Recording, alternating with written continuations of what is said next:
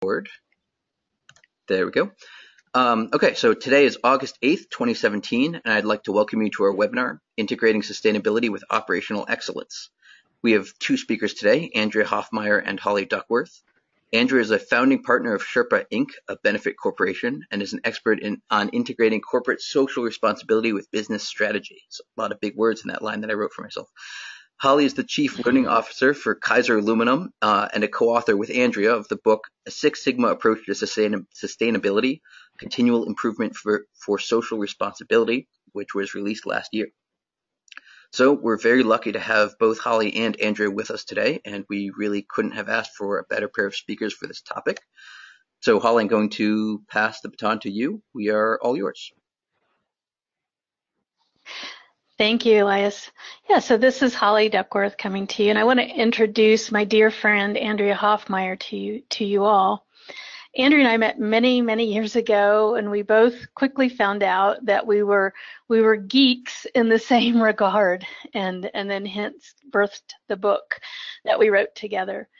I was at a Six Sigma conference. This was, I think, back in 2010, and Andrea was speaking on this relatively obscure topic, this quality topic of quality function deployment.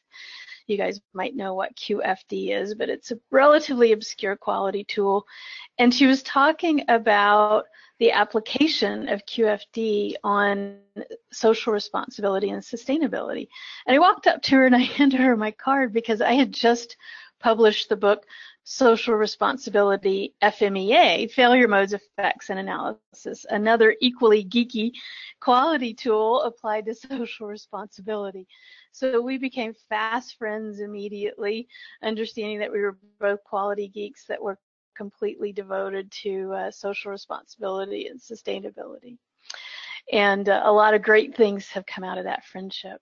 So I'm excited for you to hear from Andrea today, and I think you're going to really enjoy it. Andrea, welcome. Thank you, Holly. Are we running through? Yeah, you're on. Okay, great. Okay. So thank you, Holly and Elias, for that introduction. I'm here with Sherpa Sustainability Institute, and I'd really like to thank ISSP for having me here today, along with Holly, to introduce you to the concept of integrating sustainability with operational excellence.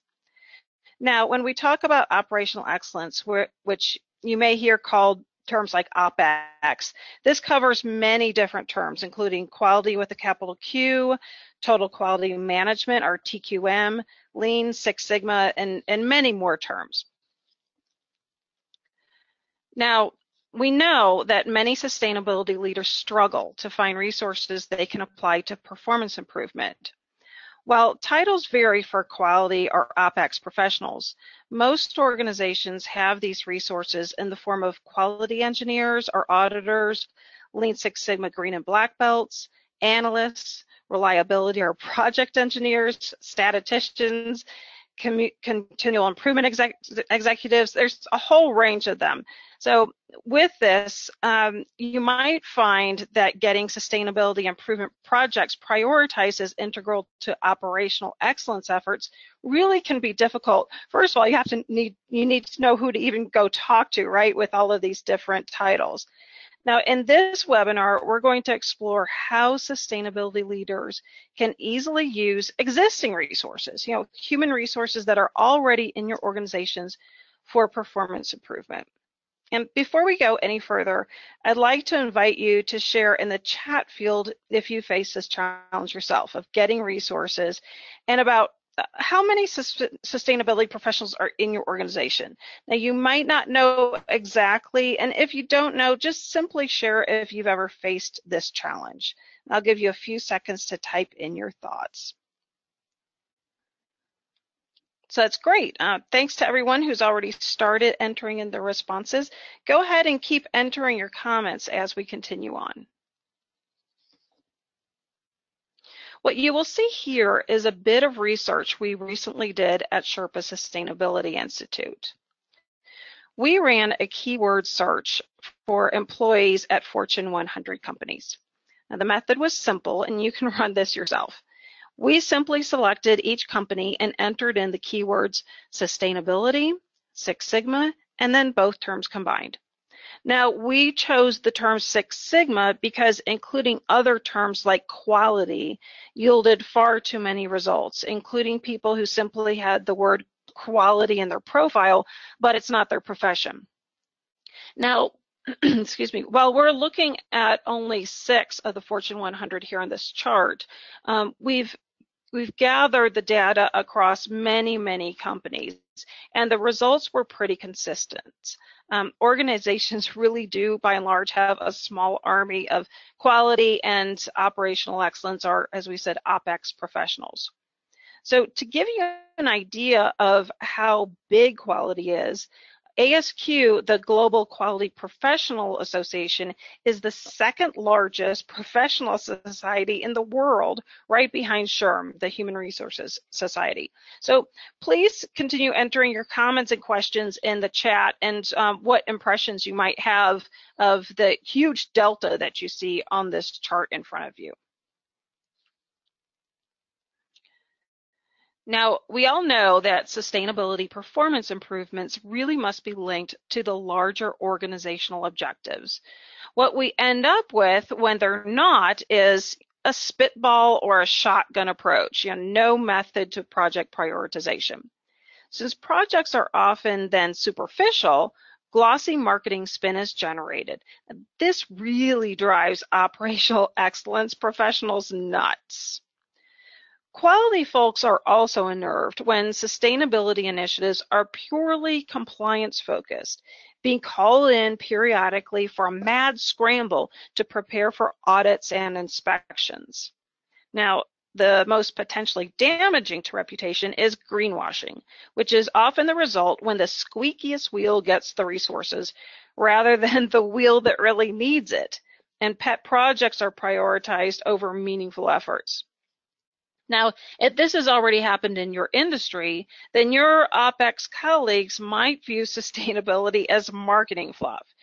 I really invite you to share with us in the chat if you've ever run into this. Now, the quality professional will be eager to work with you, especially if you list off the things that can go wrong if OpEx folks are not involved in sustainability initiatives.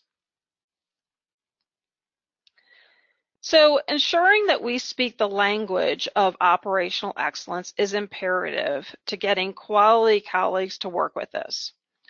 Also, be sure that your continual improvement colleagues know that you understand that sustainability performance improvements must be linked to the larger organizational objectives. They will be more than happy to work with you and crush those undesirable outcomes like glossy marketing spin, the mad scramble to pass compliance audits, and certainly the dreaded greenwashing. Now, we are not talking about corporate philanthropy and charity walks and the latest green topic that's trending on social media. We're talking about really meaningful improvements. So directing resources to sustainability performance improvement projects happens as sustainability leaders are educated on continual improvement methods. Now, we call the methodology that's tailored to sustainability continual improvement for social responsibility, or CISR. We have a few resources for you on an ISSP page of the Sherpa Sustainability Institute website. We have a 2-minute video titled, "What is CISR?" featuring these characters you'll see throughout this webinar. And there's also an interview with ASQ, the Global Quality Society, on the method. Now, many of your quality colleagues will likely have heard of CISR. If they're not yet familiar with this methodology, then sharing these videos is a really great place to start. A glossary of terms is also provided for you to download. Now, bringing your quality colleagues into your efforts can go a long way beyond using lean production methods to reduce waste. When integrated, you can use the rigor of our OpEx colleagues to improve performance on human rights and fair trade, organizational governance, or even community involvement. These are a few of the subjects of social responsibility. Now, you might be wondering why we're talking about social responsibility along with sustainability. Another video that we provided for you on the website really answers this question of, what's the difference between sustainability and social responsibility? So let's consider how this Six Sigma professional you see pictured here views quality. He sees quality as the goal. It's an ideal that's never fully attained. There are always projects running, improving performance towards that goal. Expectations of customers, shareholders, regulators, and other stakeholders are always being raised. So one quantum of improvement raises the bar, so we're continually improving. This is why quality professionals find that mad dash to pass compliance audits unnerving. They live and breathe the pursuit of excellence. So a scramble to improve is a foreign concept to them. In the same way, we view sustainability as a goal. It's an ideal state that we realize will never be fully achieved. Some folks might throw up their hands with that realization, and a less disciplined view might cause project teams to say, well, why bother? But quality professionals are very comfortable with the notion of pursuing an ideal. Now, let's look at social responsibility. We view this as a method to achieve the ideal state of sustainability. We seek to improve our performance in subjects like organizational governance, fair trade practices, environmental impact, and more. There are 7 subjects of social responsibility and nearly 40 underlying issues to consider. So we combine social responsibility with continual improvement for the scissor methodology in the pursuit of sustainability. Now, social responsibility is not the only path to sustainability. For example, indigenous tribal ancient peoples lived sustainably by tightening their belts and going into austerity mode when resources were scarce due to drought, low population of animals to hunt, or other environmental constraints. Austerity is a potential path to sustainability, but for obvious reasons, we prefer social responsibility. Now, let's explore how there came to be a small army of OpEx or quality professionals. We trace the origins of the modern quality movement to pre-World War II. One of the most influential figures was Edward Deming. He was sent to Japan right after World War II to help rebuild their manufacturing capabilities and infrastructure. So that's really where we can trace the what's known today as the high level of quality in Japan is with that deployment of Edward Deming and some of his colleagues like Duran. Then 30 years later, the global standard for quality, ISO 9000, was first published in 1987 by the International Organization for Standardization. Now, over 1 million organizations worldwide are independently certified, making ISO 9000 one of the most widely used management tools in the world. So that kind of gives you some background as to how we grew the quality profession into being a small army. Now here we are another 30 years later, and ISO 9000 went through a fairly meaningful update in 2015. There was a clause 4.2, that was added, and that changed the viewpoint of the customer. In quality, we're always focusing on the voice of the customer and fulfilling the requirements of that customer, to understanding the needs and expectations of interested parties. Now, as a sustainability professional, you probably will recognize this list of who are interested parties as being exactly parallel to what you consider as stakeholders.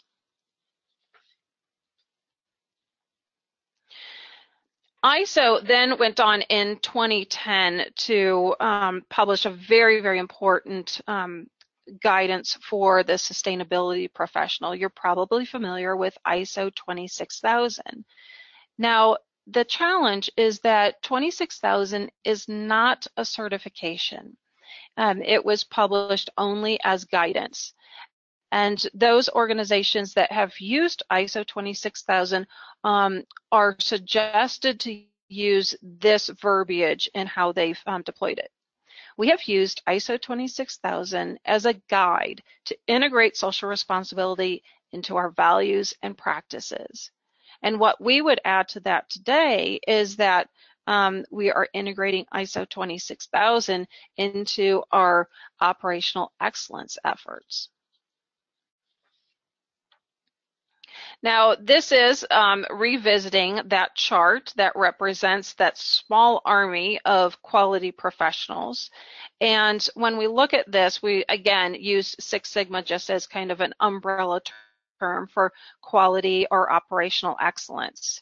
Now, what we're looking to do in order to achieve those important sustainability improvements without adding any staff is we want to make sure that we are cross-training those quality or operational excellence professionals in the language and in the efforts of the sustainability professionals. And then also on the flip side, the sustainability professional needs to get a fairly good understanding of the terminology and the methods of that quality professional in their organization. When we do this, we are convinced that we'll be able to achieve those important strategic sustainability improvements without adding staff.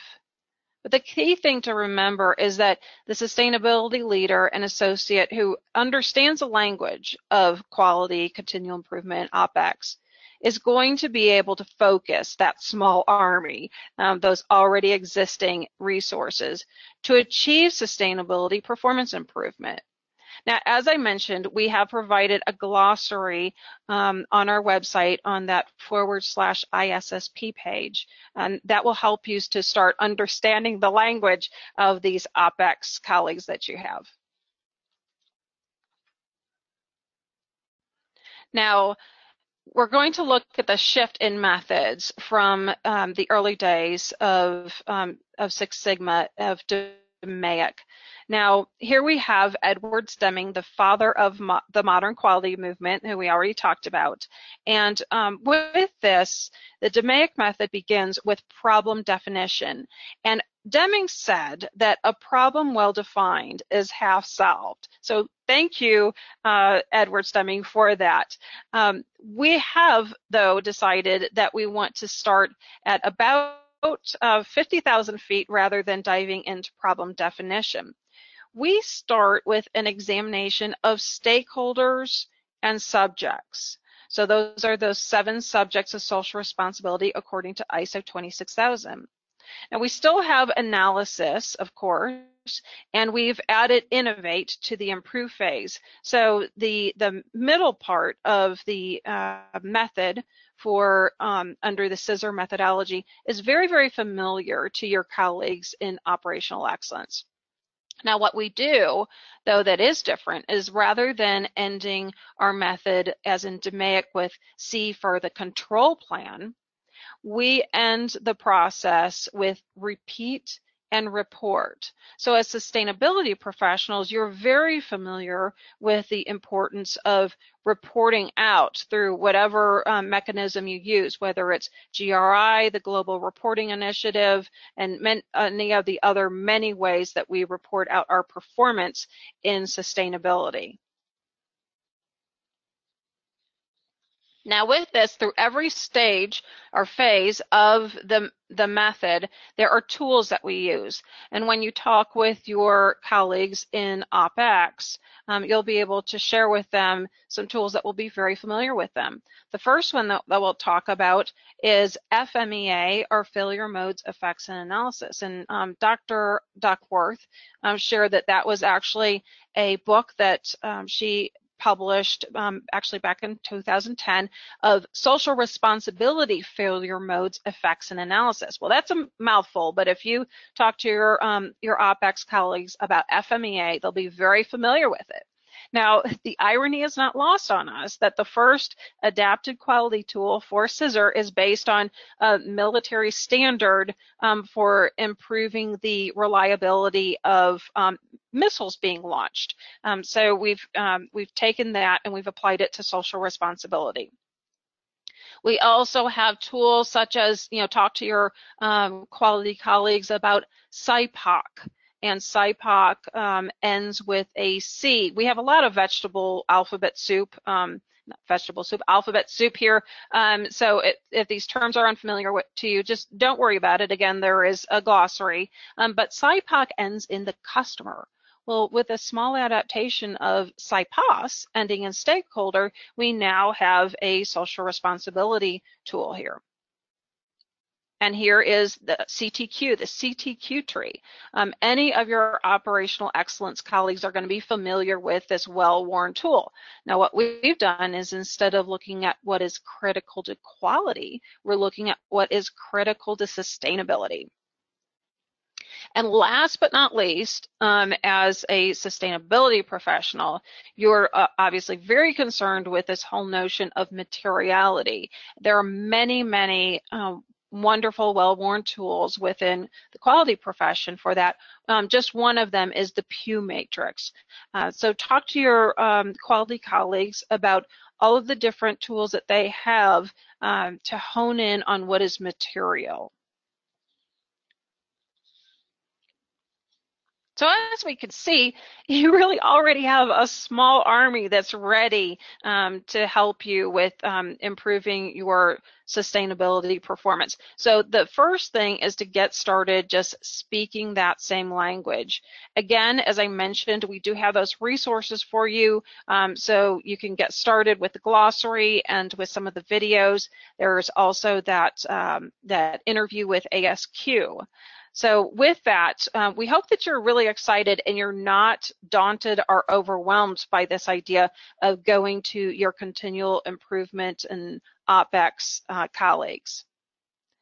So in closing, we really just invite you to become a sustainability leader, and we suggest that you can do that by dovetailing with your colleagues who are already out there driving improvements in the area of quality. This, we believe, will be very transformative to your organization if you're able to bring together the sustainability folks along with the OpEx, and also be transformative to your own career. So hopefully we've have some questions here and some comments on some of the earlier slides. So with that, I will turn it back over to Holly and Elias. So we have a question here. Thank you, Andrea. Can you go back to, I know you have the glossary, but the slide that had SIPOC and all of those, and run through those just real quick, please. Sure. Well, the first tool that we have is FMEA. That's Failure Modes, Effects, and Analysis.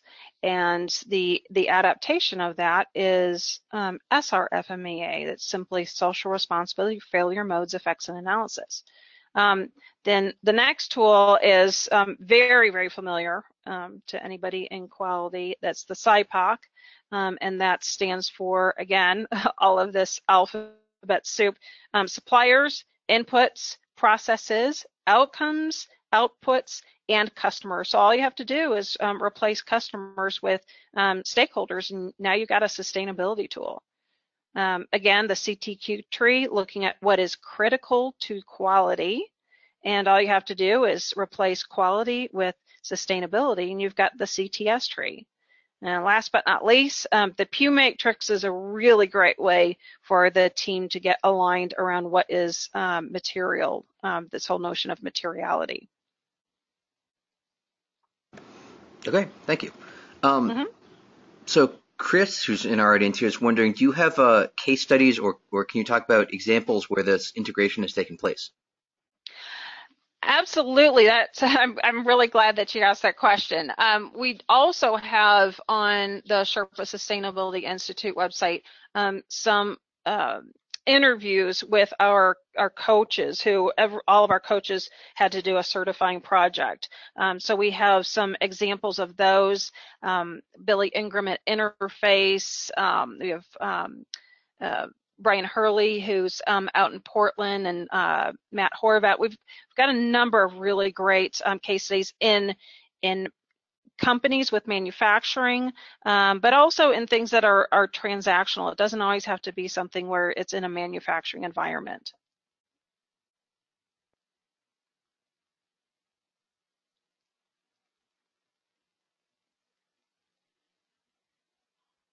Okay, I'm just trying to, we had a couple questions come in. I'm just trying to read them and make sure they make sense before I read them out loud to you here. Okay, great. One question here is it important to change the acronyms that people use, or is it sufficient to just understand what they mean and how they relate to one another? Well, what we really would recommend is that you do change the acronym when you're talking about the application for sustainability, and that the reason is that will avoid confusion. So for example, if you want to look at identifying your stakeholders and you're using the SIPOS tool, you certainly wouldn't want to refer to it as SIPOC. So this is one way that you're able to kind of differentiate when we're working on a sustainability project versus when we're working on something that is, purely a quality or an efficiency or a lean project. So I hope that helps. I mean, we're not draconian about you using the specific adaptation, but we do think that it will help to kind of separate the two. Thanks. So Amy's wondering, can you explain again or expand on the difference in your definition between sustainability versus social responsibility? Yes, absolutely, and I'll back up to that slide. It might help. We view them as being related, of course, but the important thing to remember is that sustainability, again, is the goal. So when you're talking to people about sustainability efforts, the first thing is that we find that sustainability is often confused as simply being environmental efforts. And that's why in our methodology, we did call it continual improvement for social responsibility rather than continual improvement for sustainability. By referring to it as scissor, where you've got the SR at the end, we're ensuring then that the project teams are looking at all 7 subjects of social responsibility. So it's something that is it's sometimes hard for people to get their heads around completely what social responsibility is. So we really recommend that as you're working with your operational excellence colleagues, that you bring some documents with you of ISO 26000, and their website has some great resources that walk you through the 7 subjects and those underlying nearly 40 issues. And I'd like to just share one thing about that, is that that's another reason why the quality professional is so valuable for you to interface with, because somebody who has run dozens and dozens of Six Sigma and other types of quality improvement projects understands how to cut through all of these confounding factors. When you have 40 different issues to deal with, you've got to hone in on what's most important. So hopefully that helps, just differentiating that social responsibility is a method to achieve the goal of sustainability. And to clarify here, because at least one person's commenting about the definition of sustainability, which is often used about the 3-legged stool of social, environmental, and economic prosperity or viability, or whatever word you want to use here. When you say social responsibility, that can include all of these, right? Or how would you address that? Oh, yes, absolutely. So if you look at the 7 subjects of social responsibility, we have organizational governance, and of course that takes into account the fact that we need to be profitable in order for us to be socially responsible and for us to be sustainable. So it absolutely includes, when you're talking about social responsibility, that triple bottom line that we've looked at of people, planet, and profit is included in social responsibility. So when you're talking with your OpEx colleagues, make sure that when you say social responsibility, you are not talking about superfluous sort of feel-good types of things. You're not talking about corporate philanthropy. You're not talking about charity walks. Every single one of those 7 subjects of social responsibility and those underlying issues under each of the subjects directly can correlate to the performance of your organization and reaching your organizational goals. Hope that helps. Thank you. Okay, so many of our audience, are sustainability professionals, and they know they have trouble sometimes getting the C-suite to prioritize sustainability projects. And like you said, there's a small army of quality folks out doing their own quality projects. So how do our listeners get their sustainability projects prioritized with the quality folks? Well, what I would suggest is they actually don't need to talk about their projects as social responsibility or sustainability projects. What they can do is identify the areas that they're seeking to improve, and those are really just business objectives. If they start using the same language as their OpEx colleagues, and for example, if they're seeking to improve transparency in the supply chain as it might relate to human rights issues, well, don't talk about that as social responsibility or sustainability. That's a business issue, because if you're in a manufacturing environment, perhaps producing products overseas, and you get caught with human rights violations, well, then obviously you're going to have some problems with your customers. So I would suggest that you start moving and shifting your language to the language of business and away from the language of social responsibility.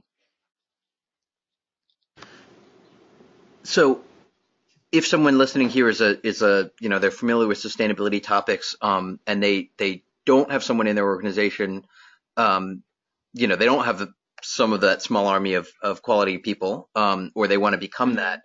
How do they get involved, or how do they get trained in Scissor and SoFair and some of these other tools?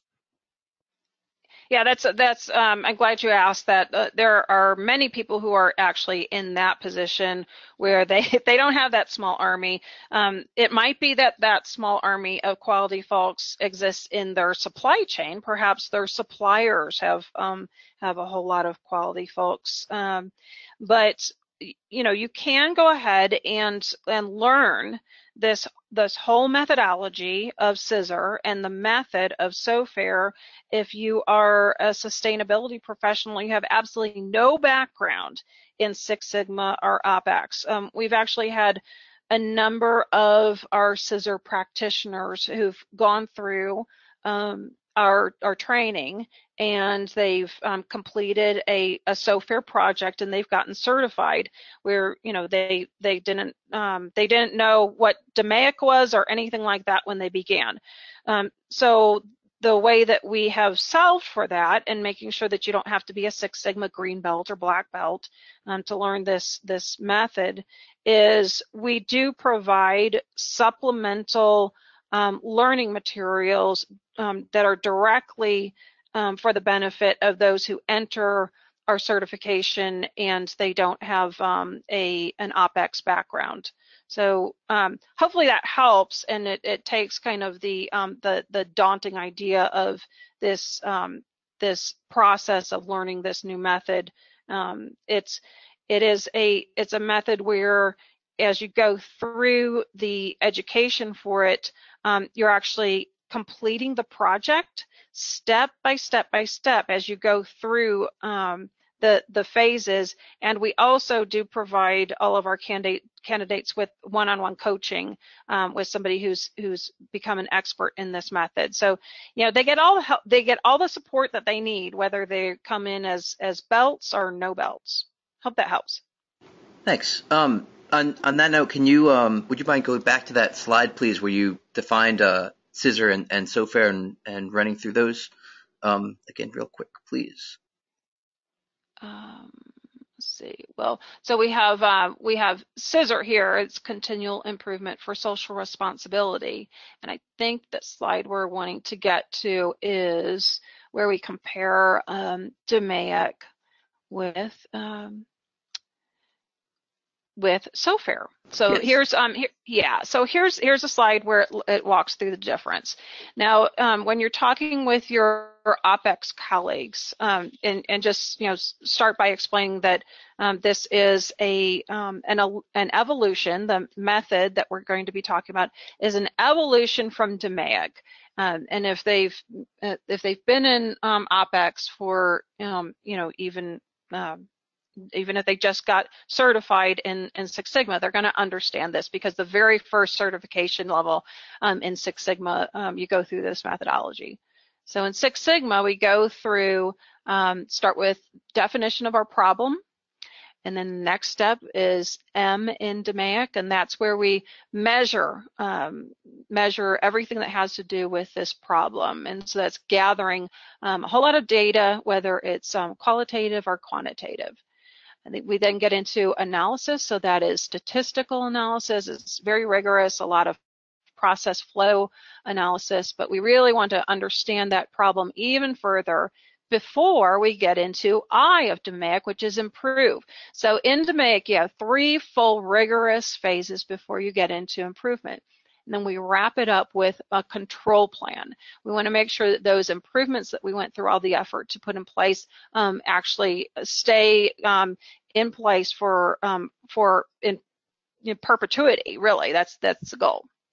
So the difference here that we found is that if for social issues, if we start with problem definition, then we're going to start narrowing in too soon and overlook the complexity of these 7 subjects of social responsibility and all the many, many, many stakeholders, because remember, we've shifted from in Six Sigma and DMAIC for looking at that of pleasing our customer. Now we want to consider the interests of all of these stakeholders. So then we could move through to the next phase is objective. Now we want to make sure that all of our efforts within the methodology of scissor are tied to the objectives of the business. So there's nothing that is a superfluous pet project. So that's the next phase of objective. We have some wonderful, well-worn tools that your OpEx folks are familiar with. The third phase is function and focus. So we want to understand very, very clearly for our project what are the functions of it. So we have, again, process diagrams, just like we do in Six Sigma. But then we want to focus it in. We want to narrow the scope so that our improvements will be achievable and manageable. We then get into an analyze and improve and innovate, which obviously that looks very much like the middle of DMAIC. But then instead of wrapping it up with simply a control plan that is published for internal use, we end with what the professionals in sustainability are going to be very familiar with, and that is with reporting, with whatever your reporting platform is. And then we're going to circle back, and there were lots of opportunities for more improvements, and so we repeat the process. So I hope that helps. It's very, very close. It's akin to DMAIC, but it's definitely an evolution that considers social responsibility issues. Thank you. So can you elaborate, please, by any chance, on the 7 core subjects of social responsibility, the ISO 26000? Yes, absolutely. So the 7 subjects are organizational governance, and that's where we're looking at, how are decisions made in the organization, who's involved in making those decisions, how do we decide how money is spent, things like that. And we're concerned about transparency in that subject, ethical conduct, legal compliance, obviously, is very important, and accountability to all those stakeholders. We then have human rights, which you would expect in social responsibility.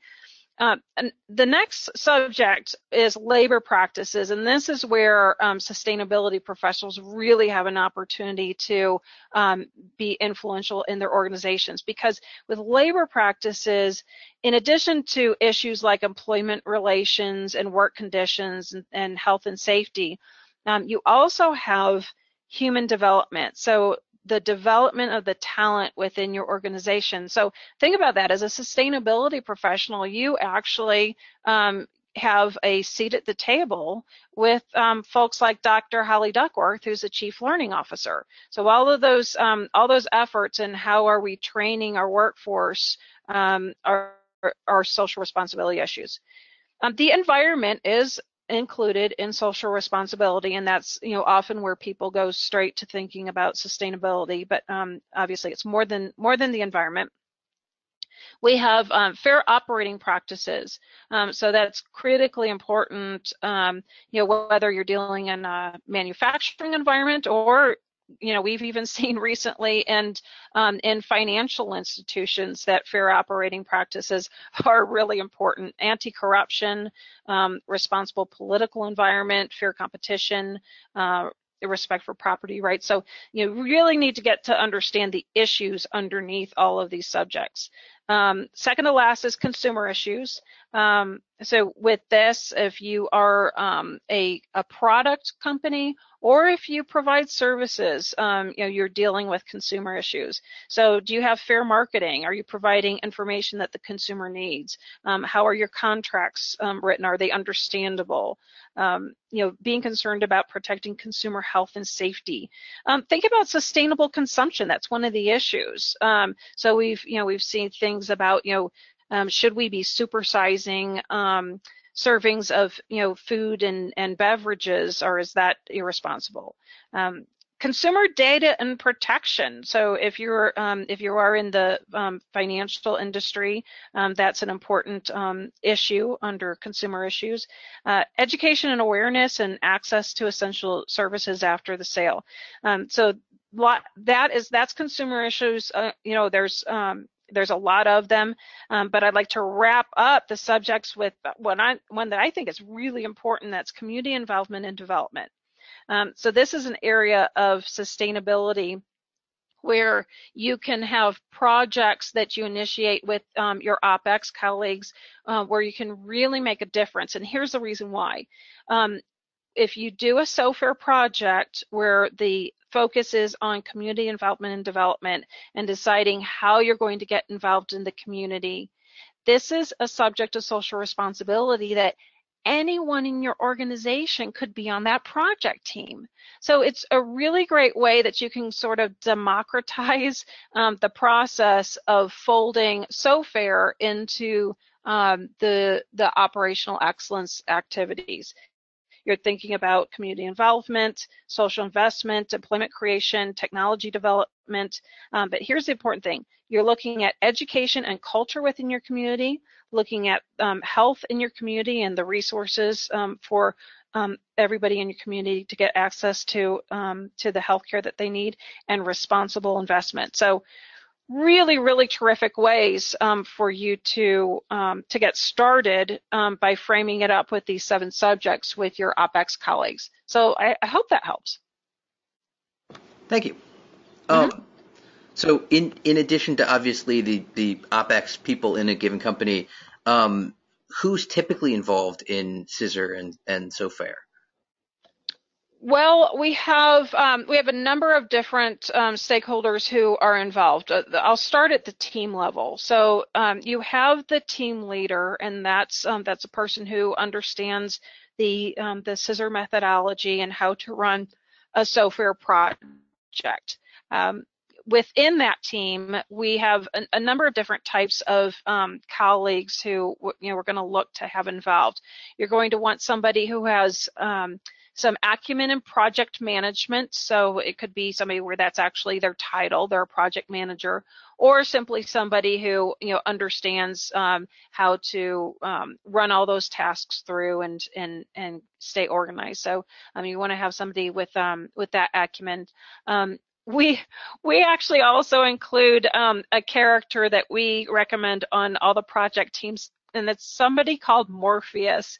And you might remember from the movie The Matrix, Morpheus is the character who tells the truth and gets people to look at things realistically. So on every team, we want to make sure that there's somebody who isn't just there kind of saying rah rah, oh, this is a great project, where they're going to question things. So you want to have that person. But you basically want a cross-functional team like any other kind of continual improvement project. Now, the other important thing is that you want to have a project sponsor. We do not recommend that you run any of these software projects in sort of stealth mode. You want to have somebody who is, a department head or even a higher level up than that, a senior level executive, where they understand what you're doing, what resources you need, the team meetings that will take place throughout this 6-step SOFARE process, and whatever you come up with as the potential solutions.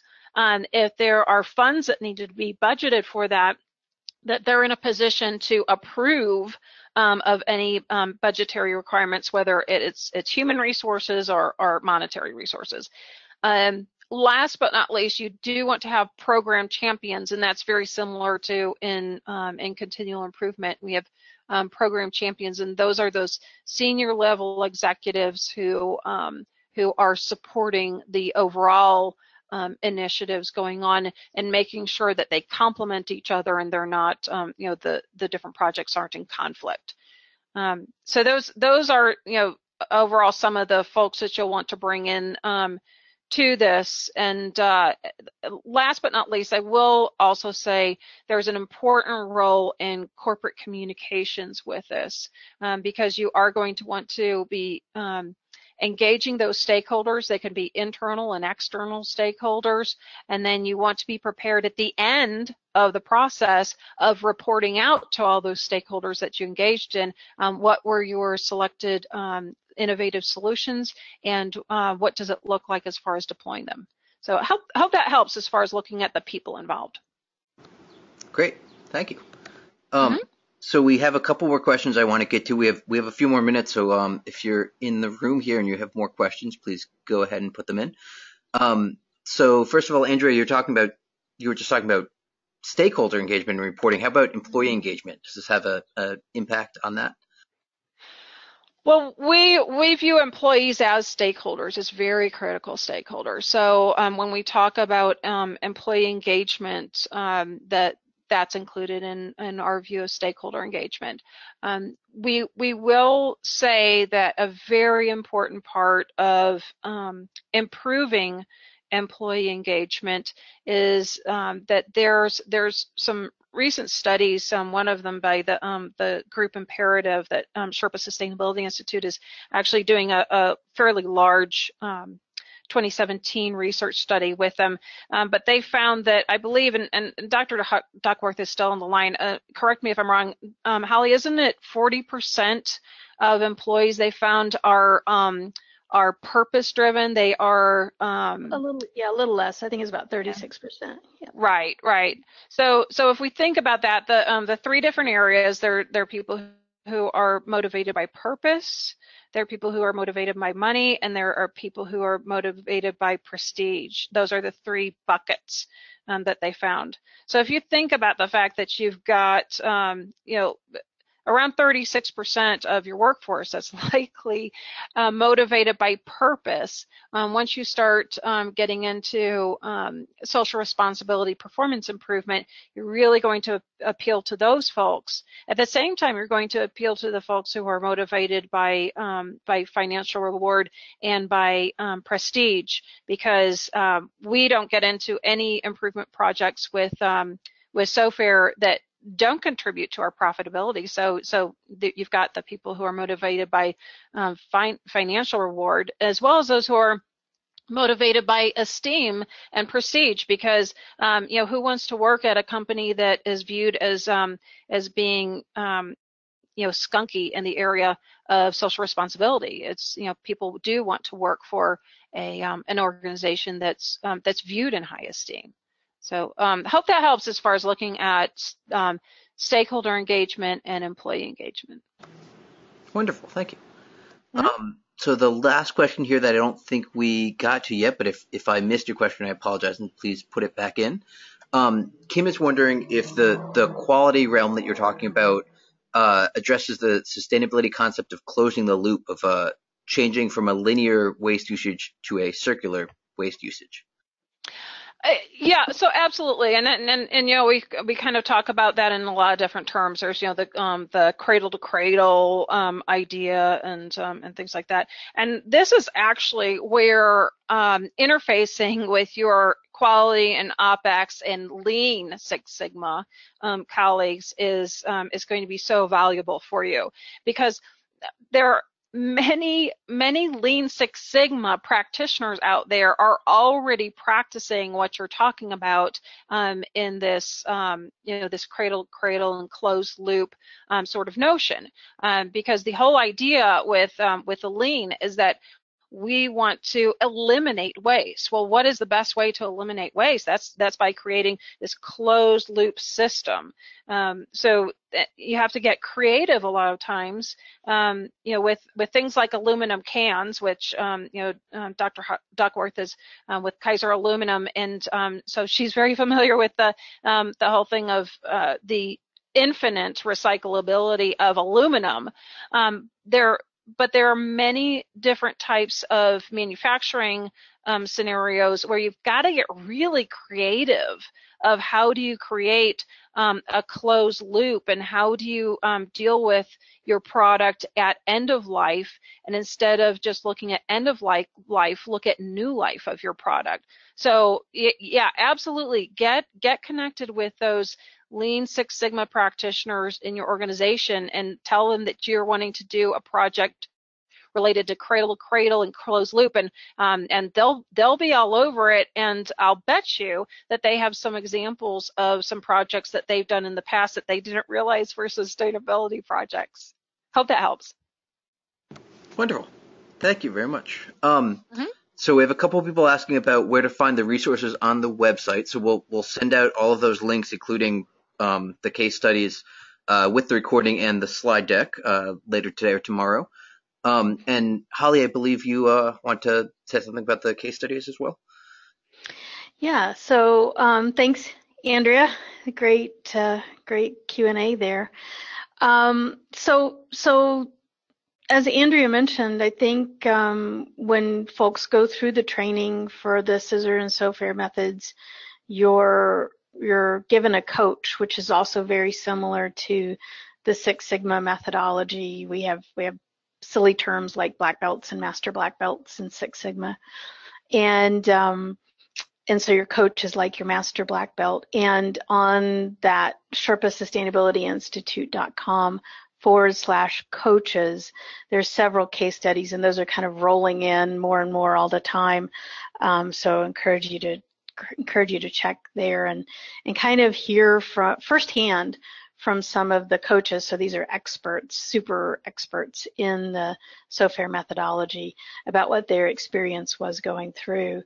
And there's been, just like many project methodologies, we can use that same method for lots and lots of different topics, and you'll see case studies there from everything from reducing the use of non-disposable coffee cups in local coffee houses to instituting large industrial manufacturing lines and getting all of the stakeholders involved in building a new factory and developing new manufacturing methods. So that's the cool thing, I think, about using a method like Six Sigma, the SOFARE method, on sustainability and social responsibility improvement is it's the same tool can be used on many different different topics and different scales. So you can have, these giant projects that might take years and dozens of people to participate in, or you might have a single project in a single department that might take less than a week. So having the rigor of a method is really the cool thing about SISR and SOFARE. So I just thank everybody for their time and attention today, and thank Andrea for hoping to teach us about how to engage those quality and operational excellence professionals in our organization so that they can help us out with our sustainability and social responsibility performance improvement. Back to you, Elias. Okay, thank you very much. Thank you, Holly and Andrea, and thank you everyone who's here with us. So if you have any, we obviously have this website, which I'm looking for the contact. Oh, there we go. So we'll make sure you all have the contact form as well. If you have more questions, I'm sure I'm speaking for Andrea here, but I'm sure Andrea would be happy to hear from you. And that's about it for me.